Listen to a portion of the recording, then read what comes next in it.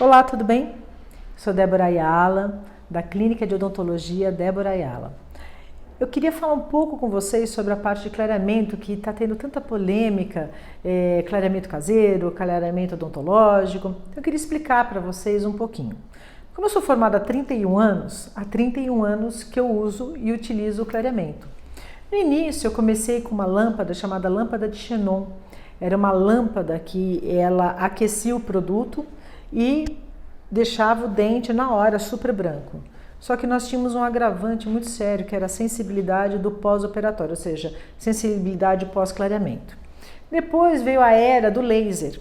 Nossa, era laser o tempo inteiro, laser clareando e tal, não sei o quê. Mas ele também, em alguns pacientes, ele também causava sensibilidade, menos do que com a lâmpada, mas também continuava dando sensibilidade. E nós começamos a estudar cada vez mais, pesquisar cada vez mais, e chegou-se à conclusão de que o clareamento a laser, ele clareia, mas ele não tem uma durabilidade do clareamento. Ele não mantém esse clareamento por muito tempo. A lâmpada é o mesmo efeito do laser. Ela também vai clarear, mas ela não tem uma durabilidade.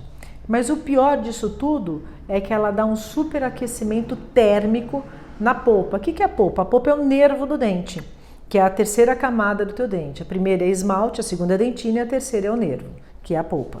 Então, o que acontece com tudo isso? Nós começamos a perceber que os produtos começaram a serem modificados em termos de concentração e o mais importante é que nós temos que saber fazer um diagnóstico preciso no paciente. Então hoje, quando o paciente ele entra na clínica, a coisa mais importante é fazer o diagnóstico. Primeiro, saber a idade do paciente, verificar a mordida do paciente para saber se ele tem um bruxismo muito ativo ou não, porque o bruxismo ele vai ter desgastes na superfície do dente e no colo do dente, e isso o produto quando entra causa uma sensibilidade.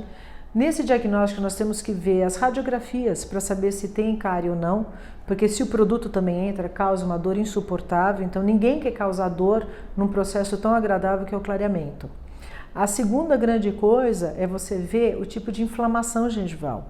Quando o paciente chega na clínica com inflamação gengival, primeiro nós temos que reeducá-lo, para depois partir para o clareamento. Porque a gengiva inflamada, ela é uma porta aberta para o produto também entrar. E isso, quando entra no ligamento periodontal, ele causa muita sensibilidade. Então, quando o paciente tem sensibilidade, como ajudar ele no pós-operatório? Então, tudo isso nós temos que ter controle. Saber a espessura do esmalte, a idade daquele dente, porque a idade do dente não significa a idade da pessoa. Porque a pessoa... quando vai ter a primeira erupção do primeiro dente permanente, vai ser em torno dos seus 6 anos de vida. Então, a idade genética dela não está com a idade cronológica daquele dente. E cada dente nasce num período. Então, eu falo que cada dente ele tem uma idade. Então, nós temos que ter uma noção de como que é a espessura da polpa, a espessura do esmalte para você atuar com que tipo de concentração daquele produto, para que você não cause aquela sensibilidade. A segunda coisa é verificar com aquele paciente a expectativa da tonalidade que ele quer atingir, porque você tem que explicar para o paciente até onde aquela tonalidade vai poder chegar. Outra coisa importante é você manter um protocolo de fotos para que você saiba mostrar para o paciente o antes e depois e juntos saber até onde nós vamos poder chegar. Então, a coisa mais importante do clareamento é saber qual é o tipo de clareamento que você vai dar para aquele paciente. Hoje em dia, geralmente, começo com uma baixa concentração de 10%, porque uma baixa concentração vai ter uma maior penetração. Então ela vai degradar, quebrar aquelas moléculas e clarear lentamente, mas num processo que vai durar em torno de 2 anos, 2 anos e meio. Então você não tem mais aquela necessidade de ficar fazendo o paciente ficar fazendo todo ano aquele clareamento. Então, um clareamento bem feito é aquele paciente que vai ouvir sobre o protocolo, que vai realizar naquele protocolo. Não é porque o paciente veio fazer o clareamento caseiro, que ele vem, recebe o produto, vai para casa e volta quando ele quer. Não é assim. Tem que saber acompanhar para que não tenha nenhuma intercorrência.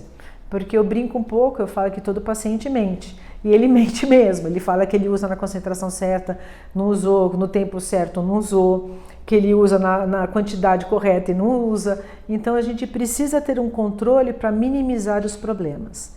E nós temos a técnica híbrida, que é uma técnica onde você utiliza o produto clareador em gel em casa e também o clínico, porque para você ter um efeito clínico você usa um laser, que é um LED azul, que você vai fazer com que ele tenha uma tonalidade que ele atinja junto com o produto. O produto tem que ser um gel transparente, ele vai também acelerar o processo e vai entrar numa intensidade maior.